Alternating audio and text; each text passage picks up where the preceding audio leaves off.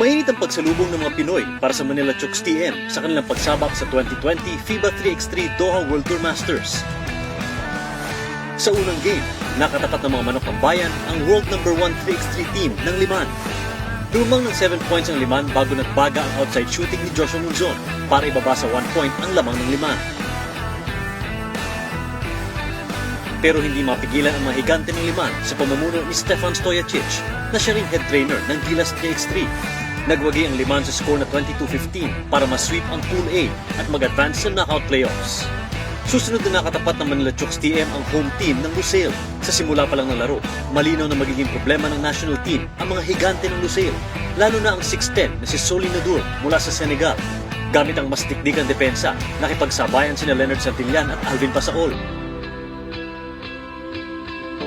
Physical na naging laban, pero nung ma-injure si Pasaol at Troy Wright, nakahanap ng butas ang opensa ng Lusail at lumamang ng 6 points. Naubusan ng oras ang Manila Chooks TM at nagwagi ang Lusail sa score na 19-14. 8 points ang pinakawalan ni Munzon at 2 points and 2 rebounds naman para kay Troy Wright.